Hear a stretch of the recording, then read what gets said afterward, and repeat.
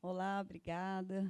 Que bom estar aqui mais uma vez com vocês. Hoje, especialmente trazendo uma palavra ao coração de vocês. Espero que eu consiga falar tudo aquilo que eu senti esses dias todos com essa meditação. Na verdade, eu ouvi essa pregação várias vezes, chorei muito. E vou pedir para Deus me ajudar a falar tudo aquilo que eu senti, conforme eu fui meditando na palavra do Senhor. Nós vamos ler, está em Marcos capítulo 2. Podem abrir no Novo Testamento, Marcos capítulo 2. Uma passagem conhecida, uma passagem muito forte, muito cheia de momentos de fé, de uma maneira especial. Nós vamos falar sobre essa fé, mas também algumas coisas que o Senhor já falou através da ministração da Jennifer em Romanos 8.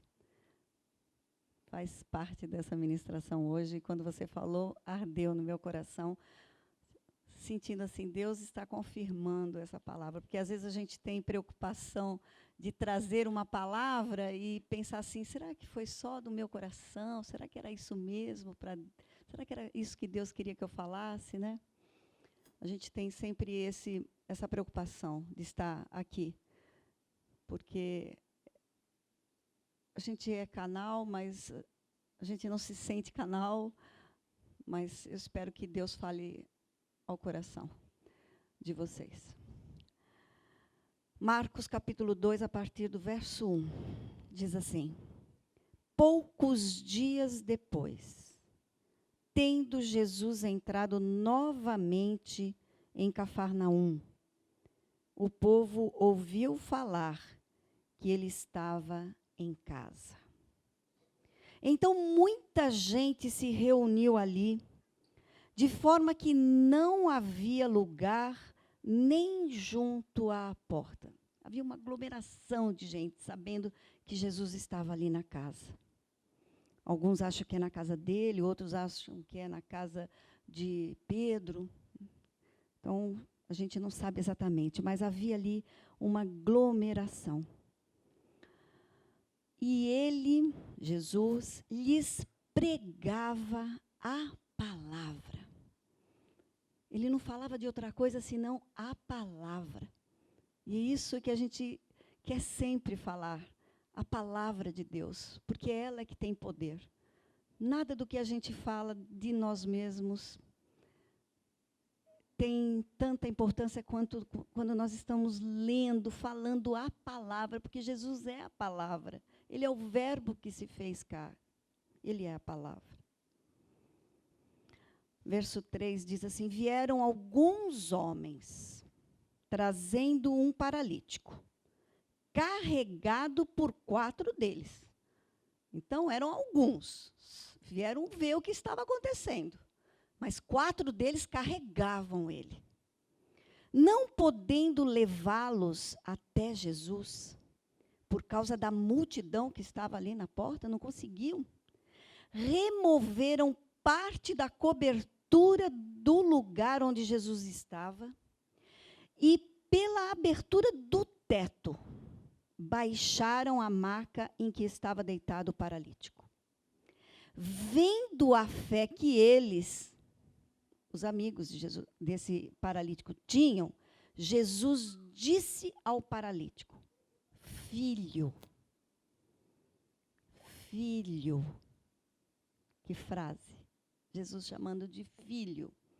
Os seus pecados estão perdoados.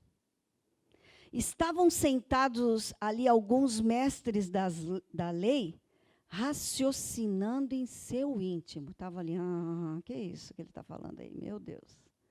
Pecado? Quem é que pode perdoar pecado?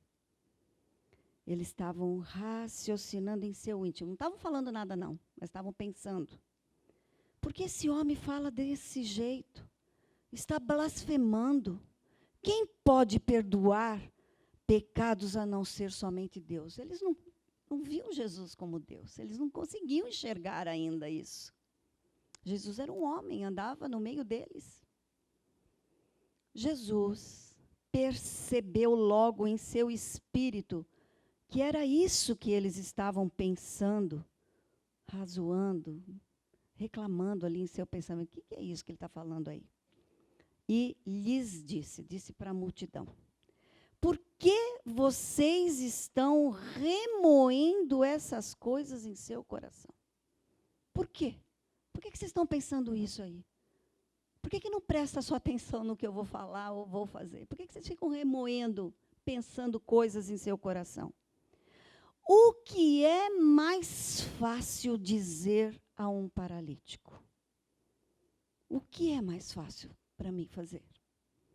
Os seus pecados estão perdoados? Ou levanta-se, pegue a sua maca e anda? O que é mais fácil para Jesus fazer? Mas, para que vocês saibam que o Filho do Homem tem na terra autoridade para perdoar pecados, então ele disse para o paralítico: eu lhe digo, levante-se, pegue a sua maca e vai para casa. E ele obedeceu. Se levantou, pegou a maca e saiu à vista de todos, que atônitos glorificavam a Deus, dizendo: nunca vimos nada igual. Feche seus olhos. Peça para Deus falar com você poderosamente. Peça para que Deus abra o seu entendimento espiritual, para que aquilo que eu falar não seja somente da minha boca, mas que seja do Espírito Santo para falar com você. Que esta tarde e noite seja tão especial, que você saia daqui com um entendimento diferente, com algo ardendo no seu coração, como se Deus estivesse rasgando o seu coração e escrevendo dentro do seu coração algo especial. Senhor, em nome de Jesus, faça isso. Como o salmista diz, abre os nossos olhos para que possamos contemplar as maravilhas da tua lei nesta tarde. Fale ao nosso coração, Pai, no nome de Jesus. Amém. Amém. Vamos ver se eu consigo falar.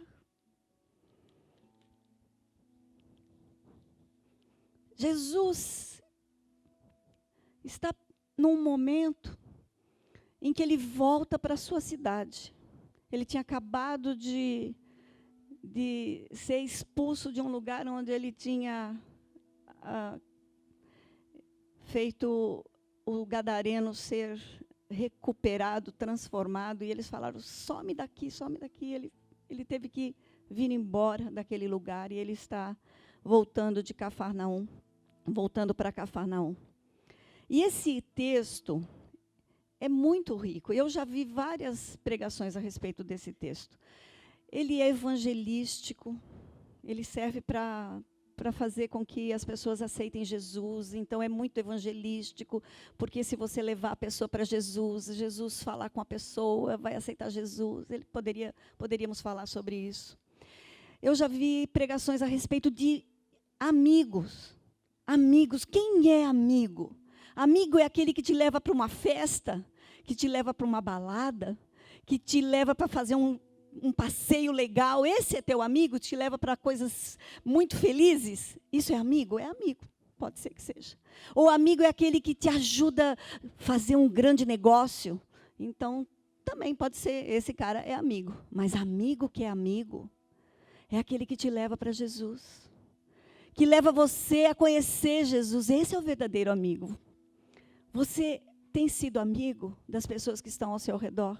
Você tem falado de Jesus e levado essas pessoas a conhecer Jesus?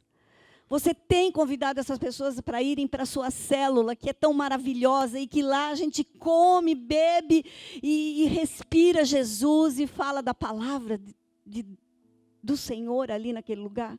Você convida as pessoas, você leva seus amigos a Jesus? Esse texto poderíamos falar sobre isso.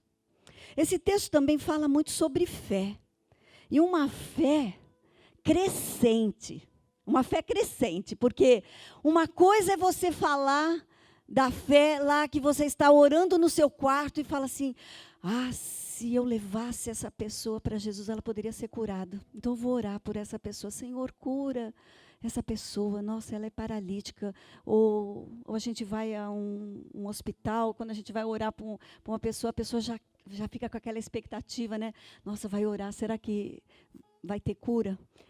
Outra fé que a gente vê aqui não é só aquela fé, essa quase todo mundo tem, orar por cura sozinha no seu quarto, ou até orar perto de alguém, baixinho, eu oro, Senhor, cura essa pessoa, porque a palavra de Deus diz que é para a gente orar, impor as mãos, cura. Mas eles não só viram esse cara que estava paralítico há tanto tempo, mas eles desfilaram com ele com maca. Tanto é que uma multidão perguntou assim: onde é que vocês estão indo? Eles falaram assim: estou levando essa pessoa para Jesus, ele vai ser curado. Opa, então eu quero ver, vou junto. Foi todo mundo junto. Se fosse hoje, eu vou falar: vou preparar o meu celular, porque na hora que acontecer alguma coisa, eu vou tirar uma foto. E daí eu vou postar: olha, ele era paralítico, agora levantou. Por quê? Porque fica todo mundo na expectativa. A gente quer ver milagre. A gente quer ver. Tem gente que conta esses milagres assim, às vezes a gente vai em algum lugar que viu perna crescer, né? Tem gente que já viu, a Jennifer falou que já viu, eu nunca vi, mas eu já vi gente ser curada. Eu mesma já fui orar por pessoas com a maior vontade de que ela fosse curada, e não foi, mas tudo bem, eu fui com aquela fé. Mas eles estavam com aquela fé, e foi uma multidão junto. Mas chegando lá, a fé deles não foi interrompida, embora tivesse uma multidão. Tinha uma multidão ali. Mas eles falaram assim: trouxemos até aqui, mas, olha, não dá para entrar. Jesus está lá dentro, será que Jesus pode vir aqui fora? Já queria. Não. Eles não desistiram, a fé deles foi crescente. Eles fizeram o quê? Vamos tentar entrar ali. Por onde? Pelo teto. Tiraram lá o teto, deve ter feito uma sujeira, caindo coisa de gente. Aí Jesus, e as pessoas olhando, e desceram. Então, uma fé ainda maior, né? Uma fé tão forte que fez com que as coisas acontecessem, nada impediu. E uma fé maior ainda teve o próprio paralítico. Ele teve fé na palavra. Jesus falou assim: pega a sua maca e anda. E ele fez o quê? Obedeceu. Levantou. Que fé é essa? Essa fé é tremenda. Então, esse capítulos aqui, esses versículos, 12 versículos da palavra, fala muito sobre fé. E as pessoas estavam ali, querendo ver fé. Querendo ver a fé. Mas o que chamou a atenção dessa pregação, que eu meditei todos esses dias e ficou no meu coração, é uma frase que Jesus diz assim: o que é mais fácil? No verso 9, diz assim: o que é mais fácil? Dizer ao paralítico: os seus pecados estão perdoados? Ou levante-se, pegue a sua maca e anda? O que é mais fácil? O que era mais fácil para Jesus fazer? Pensa aí. Era fácil Jesus fazer? E aí eles estavam preocupados. E às vezes nós somos desse jeito. Jesus já nos deu grandes coisas na vida. Mas a gente fica arrazoando no coração, porque, puxa vida, eu orei e essa pessoa não foi curada. O que custava Deus curar? Qual o poder de Deus naquela época e qual é o poder de Deus hoje? A palavra de Deus diz que Ele é o mesmo ontem, hoje e eternamente. Mas eles estavam ali preocupados. Por quê? Porque os olhos das pessoas, assim como Muitas vezes o nosso, e hoje eu quero que os nossos olhos sejam abertos de uma maneira especial para enxergar as coisas espirituais de uma outra maneira. Nós achamos que quando Deus não faz alguma coisa para nós, é porque Ele não nos ama de verdade. Ou será que Ele não podia? Ele podia ter feito, porque Ele não fez como eu pedi? Ele poderia ter intervido naquela situação. Ele poderia não me deixar fazer aquilo, porque Ele sabia o que ia acontecer depois. Por que Ele deixou eu fazer aquilo? Talvez. Por que Ele me deixou casar? Por que Ele não fez aquela pessoa sarar e ela morreu? Por quê? Para Deus não é fácil. A palavra de Deus diz que nada é impossível para Deus. Por que Deus não fez? Ainda às vezes a gente fala assim: puxa, eu faço tanta coisa para Deus. Eu sou fiel ao Senhor. Eu sou dizimista fiel. Por que eu estou passando por essa situação? Será que Deus não podia fazer, não? E aí a gente fica arrazoando no nosso coração. Mas daí, eu vou fazer a pergunta diferente aqui. Jesus perguntou: o que é mais fácil? O que era mais fácil para Jesus fazer? Perdoar os pecados ou curar? Vamos fazer a pergunta ao contrário. O que é mais difícil? O que foi mais difícil fazer? Perdoar os pecados ou, para Deus, hein? Não para nós. Porque nós não fazemos nada. Sem mim, nada podeis fazer, Jesus disse. Mas ele era Deus. Ele sabia quem ele era. Ele não precisou que ninguém contasse o que eles estavam pensando, porque ele, no seu íntimo, percebeu. Ele olha dentro de nós, ele está olhando dentro dos nossos olhos, ele vê lá dentro do nosso coração o que é que nós estamos arrazoando das coisas de Deus. Ele está vendo. A gente se acha bom. A gente pensa que a gente é especial. Somos mesmo. Nós somos a menina dos olhos do Senhor, mas até que ponto nós confiamos nas coisas que o Senhor fala ao nosso coração?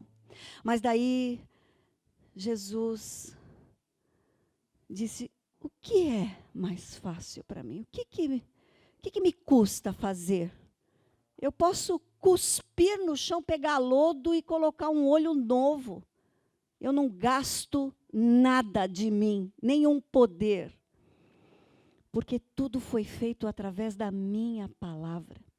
Deus disse: haja luz e houve luz. Separação de tudo, Ele falou e fez da maneira que Ele quis. Para Ele curar um aidético, para curar um câncer, para Ele não é nada. O que é difícil, então? Ou o que era mais importante Ele fazer? Qual era a doença daquele homem? Era o pecado. O pecado que está em nós e na humanidade.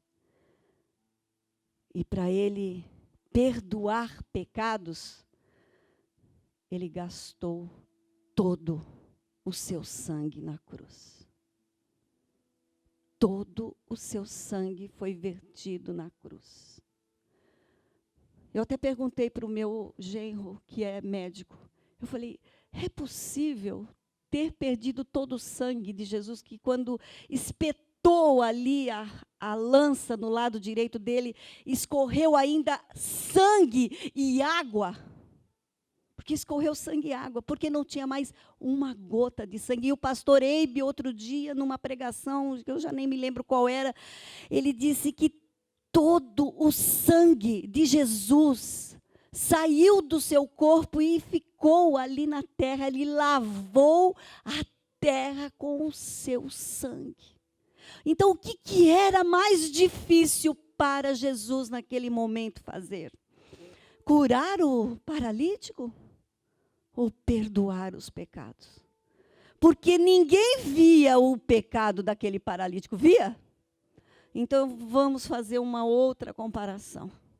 Quando aquela mulher adúltera foi levada por homens diante de Jesus, e eles disseram assim: Jesus, essa mulher foi pega em adultério. E segundo a lei de Moisés, o adultério requer a morte. E Jesus disse assim: é verdade. Adultério gera morte. Mas, e a morte é de apedrejamento. Era isso mesmo que o Antigo Testamento falava. E aí Jesus fala assim: bom, mas vamos fazer o seguinte, atira a primeira pedra quem não tiver pecado. E aí houve um constrangimento em cada um daquelas pessoas que estavam ali, porque todas eram pecados. Todos pecaram e destituídos estão da glória de Deus. Todos pecaram. Mas Jesus não era pecador, era? Ele poderia ter atirado a primeira pedra? Ele poderia, mas ele não fez. Ele diz: mulher, cadê os seus acusadores? Ela falou: nenhum deles está aqui, foram todos embora. Ele falou assim: olha, nem eu também te condeno. Vá e não peques mais. Será que Jesus aliviou o adultério? Não. Ele disse assim: vá e não peques mais, mas antes de ir, me dá aqui o seu adultério. Me dá aqui a sua mentira. Me dá aqui seu roubo. Me dá aqui a sua inveja. E ele se tornou adúltero, mentiroso, invejoso. E levou na cruz. Naquele momento, ele saiu dali adúltero. E a gente não sabe quais eram os pecados daquele paralítico, mas Jesus sabia quais eram. E ele pegou para ele. E Jesus, deixa eu ver aqui que oração. E Jesus pega todos aqueles pecados e leva na cruz para pagar o preço da nossa morte, da morte da adúltera, que foi colocada na sua frente, da morte daquele paralítico. Porque todos pecaram e destituídos estão da glória de Deus. Se Jesus não tivesse pago o preço, nós não estaríamos com a possibilidade de viver uma vida sem pecado aqui, porque sem Ele nada podemos fazer. Nossa caminhada, podemos ser lavada com a palavra, mas os nossos pés estão sempre sujos, por isso que nós temos que ser lavadores de pé. Nós temos que lavar os pés uns dos outros, sermos servos uns dos outros. E naquele momento, Jesus fala assim: ah, vocês acham que eu não posso fazer o que vocês estão querendo? Eu posso sim. Mas eu posso muito mais, eu posso perdoar os pecados dele que vocês não estão enxergando. Mas eu enxergo. Jesus enxerga. Deus enxerga. O Espírito Santo que habita em nós enxerga. Ele vê lá no fundo do nosso coração. Por isso que a palavra de Deus diz que ela é viva e eficaz, mais penetrante do que faca de 2 gumes. Ela penetra até juntas e medulas, ela vai até onde nós nem percebemos. O salmista, no Salmo 19, ele diz: Senhor, como que eu vou perceber quais são os meus pecados? Me ajude. Deixa eu ler o versículo, porque eu falo, mas não sei decor. Esse, às vezes, eu acho que sei decor e me foge. 19. Diz assim: quem pode discernir os próprios erros? A gente não pode, mas Jesus pode. O Espírito Santo pode. Por isso você pode pedir para Jesus: Jesus, me ajuda a discernir os meus erros. Eu quero entender o que é que está acontecendo com a minha vida. Por que é que eu não deslancho na espiritualidade com o Senhor? E Ele diz assim: absolve-me dos que desconheço. Porque tem pecado que a gente faz, a gente nem sabe que está fazendo, porque nós fomos educados de uma maneira. Quantas vezes eu achava, sabe, aquele achismo.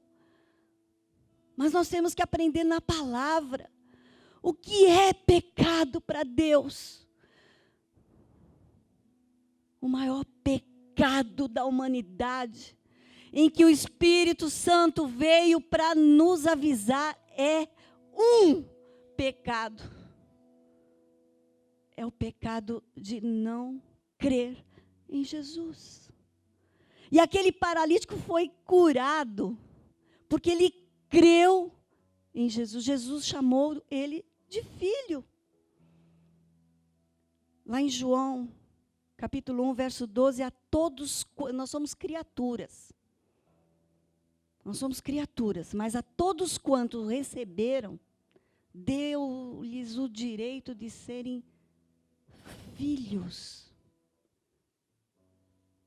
E Jesus chamou aquele homem de filho.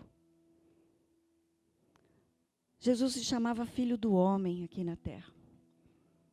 Ele não se vangloriou nunca, mas eu sou um homem de Deus, sou uma mulher de Deus. Às vezes eu tenho até um certo medo quando a gente fala assim, quando às vezes eu me intitulo, eu falo, não, porque eu sou uma mulher de Deus. Será que eu sou mesmo? Ele não quis dizer, ele era, e ele se falava filho do homem. Mas o filho do homem era uma frase que era vinculado ao Messias. O Messias seria filho do homem que viria tirar os pecados do mundo. E quando Jesus estava aqui, ele não acusou aquela mulher, nem esse paralítico, porque ele não veio para acusar. Ele veio para salvar. Jesus veio para salvar. Ele virá como juiz. Na segunda volta ele virá como juiz, mas ele veio para salvar. E ele estava ali: eu vim aqui para te salvar. Me dá aqui teu adultério. Me dá aqui a tua tristeza. Me dá aqui a tua depressão. Entrega para mim. Entrega para Ele. Não fica carregando com você, não. A maior alegria que nós podemos receber do Senhor, Ele já nos deu, que é seu Filho. Ele tinha uma preciosidade. Deus tentou fazer aliança com os homens de toda maneira. Fez aliança ao longo do tempo, mandou profetas, e foram acontecendo coisas. Será que ele tinha perdido o controle das coisas? Não, ele tinha uma carta na manga, que era o seu filho. Era o seu filho que ele ia trazer para que a justiça fosse feita. O pecado cometido pelo homem foi pago por um homem na cruz do Calvário. Quando nós estamos preocupados com os nossos problemas, quando nós estamos tristes com coisas que estão acontecendo com a nossa vida, e aí as coisas não dão certo, aí a gente fica triste, acaba sendo até indigesta para outra pessoa. Quantas vezes eu me peguei entristecida por algo que estava acontecendo na minha vida, E eu falava assim, eu não consigo ser diferente, eu mostro, mas depois que eu ouvi essa palavra, eu não tenho esse direito. Jesus quer ver a alegria em nós, a alegria da salvação. A alegria da salvação é coberta pelo capacete da salvação. Nós temos que estar revestidos com a armadura de Deus. Nós temos que ter o escudo da fé molhado com a água do Espírito para apagar todos os dardos inflamados do maligno. Porque o maligno vai nos acusar. Será que Deus gosta de você mesmo? Será que Ele gosta? Você está passando por todos esses problemas. Seu marido te traiu? Sua mãe te abandonou? Você não sabe nem quem é seu pai? Mas Ele já te deu a salvação eterna. Você ia morrer e ia viver no inferno. Sabe o que significa inferno? É a separação de Deus eternamente. Nosso Jesus sentiu essa dor na cruz do Calvário. Quando Ele diz assim, Senhor, por que me desamparastes? Por fração de segundos, Ele que era Deus, mas estava ali como homem, Ele sentiu a dor da separação do homem, daquela solidão que nós viveríamos no inferno. E aí Jesus falou, não posso. Por isso Ele diz que Ele deu a vida dele. Não foi ninguém que matou Jesus, não. Ele deu a sua vida em resgate da minha vida, da sua vida. E aí, o Paulo Mazzoni contou uma parábola bem atual. Vamos supor que alguém aqui na Avenida das Américas sofra um grave acidente de carro.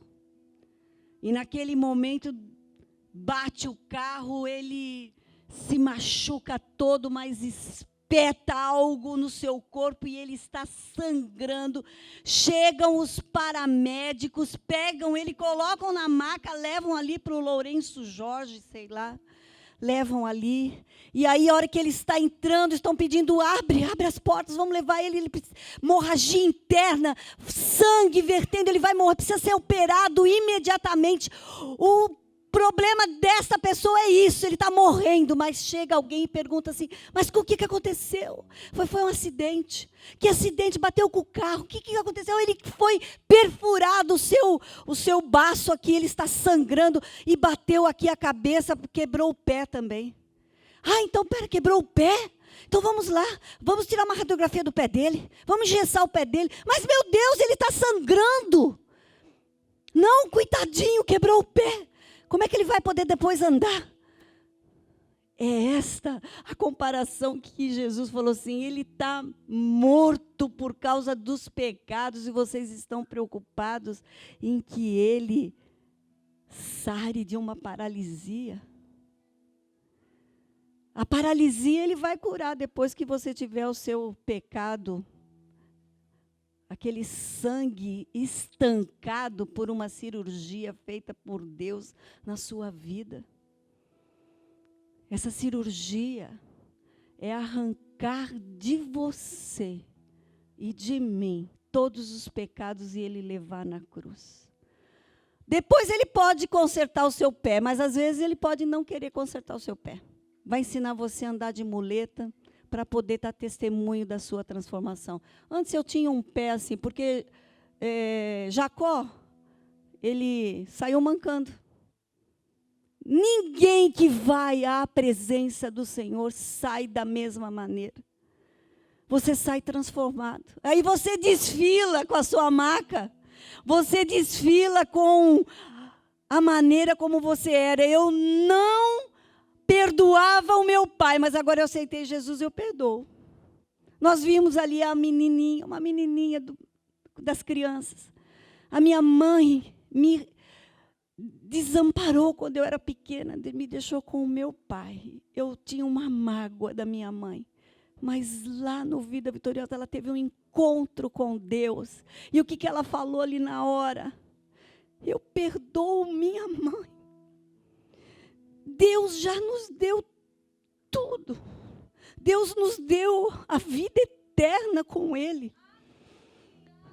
A palavra de Deus diz que nem olhos viram, nem ouvidos ouviram o que Deus preparou para aquele que o ama. Para viver a eternidade. E nós estamos preocupados com uma unha encravada.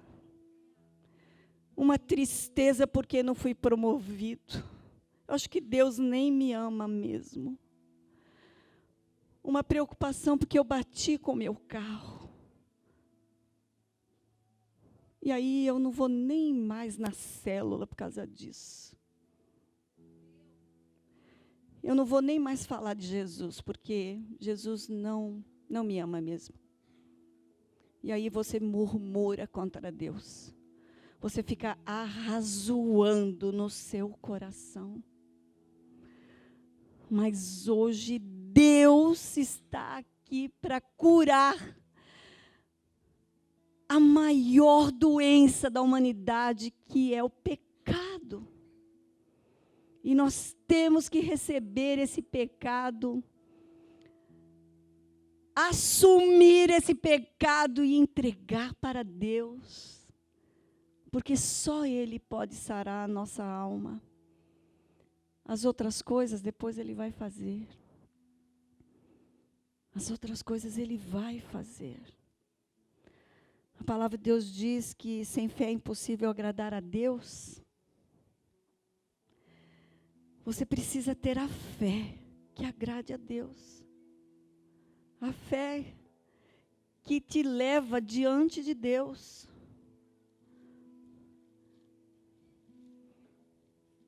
E esse versículo que a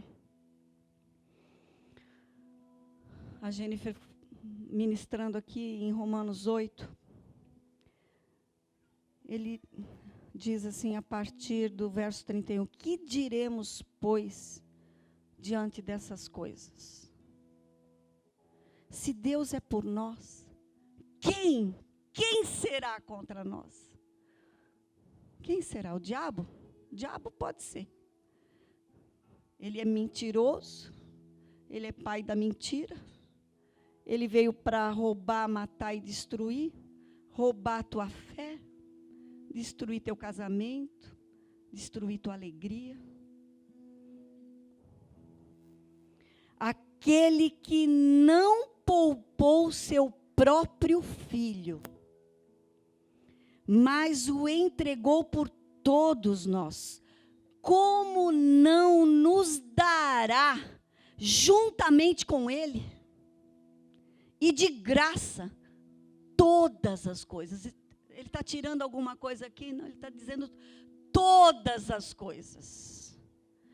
Quem fará alguma acusação contra os escolhidos de Deus? É Deus quem nos justifica. Quem os condenará? E aí, pulando lá para o 38, diz, pois eu estou convencido de que nem morte, nem a perda de um ente querido, nem vida, nem um filho que Deus me dê e vai me tirar da igreja, porque às vezes a pessoa pede tanto um filho, depois quando tem o filho, não posso, está chovendo, hoje está frio, hoje está isso, está aquilo, daí não vem mais, não participa de nada, esquece Deus. Obrigado, Deus, pelo filho, fica ali babando o ovo o tempo todo. Às vezes é um marido, às vezes é um emprego, às vezes é uma casa, como às vezes é uma casa em Angra, daí não vem mais. O que pode, nem morte, nem vida, nem anjos, quer dizer, nenhum anjo pode chegar aqui e falar alguma coisa diferente para a gente, vai nos separar do amor de Jesus, do amor de Deus que está em Cristo Jesus. Nem demônio, nenhum demônio pode tirar esse amor da gente, por mais que ele venha querer mentir e se travestir de anjo de luz para enganar, se possível, os eleitos. nem o presente, nem o que eu estou vivendo agora, nem o futuro, porque eu não sei o que vai acontecer comigo lá no futuro, nem quaisquer poderes, nem altura, nem profundidade, nem qualquer coisa na criação será capaz de nos separar do amor de Deus que está em Cristo Jesus. Que pensamento você tem tido e arrazoado de Deus no seu coração? Eu ouvi outro dia que mais o Senhor nos dá quando nós o adoramos e agradecemos do que quando pedimos. Não sei se é um versículo bíblico, se for, eu não sei se exatamente, mas eu achei interessante, né? Porque às vezes a gente fica lá na petição, vamos orar e começa a pedir, pai, que nem criança. Me dá, pai, me dá isso, me dá aquilo outro. Mas o que a gente tem que pedir, a gente esquece de pedir.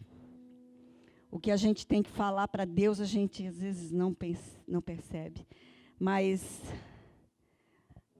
lá em Efésios, quando Paulo começa a fazer orações, e às vezes eu comento esse tipo de oração, eu adoro colocar, às vezes eu pego uma oração assim, acho linda, e eu vou parafraseando essa oração para alguém. Para minha casa, para meu marido, para os meus filhos, para as minhas discípulas, para os meus supervisores, para os meus líderes. Quando eu tiro o tempo para ficar diante do Senhor, eu falo, Senhor, não me deixa falar bobagem. Porque a tua palavra diz que ninguém sabe orar como convém, mas o Espírito Santo que intercede por nós com gemidos inexprimíveis, ele faz com que a nossa oração chegue ao Senhor de uma maneira que o Senhor se agrada, e aí ele faz aquilo que a gente precisa. E quando Paulo fala lá em Efésios, ele começa a orar, ele diz assim, por essa razão, no capítulo 3, verso 14 em diante, ele diz, por essa razão eu me ajoelho diante do Pai. Ele está mostrando como é que ele faz para orar. Eu oro para que as suas gloriosas riquezas fortaleça. Ele está orando por alguém, pelos Efésios, ele está orando pelos Efésios, mas você pode colocar o nome de alguém. Oro para que as suas gloriosas riquezas fortaleçam no íntimo do seu poder, por meio do Espírito Santo, para que Cristo habite na vida dessa pessoa. Ore de uma maneira específica e totalmente espiritual. Por quê? Porque em Mateus 6,33 diz, se você buscar primeiro o reino de Deus e a sua justiça, todas as demais coisas serão acrescentadas. Todas as demais coisas serão acrescentadas.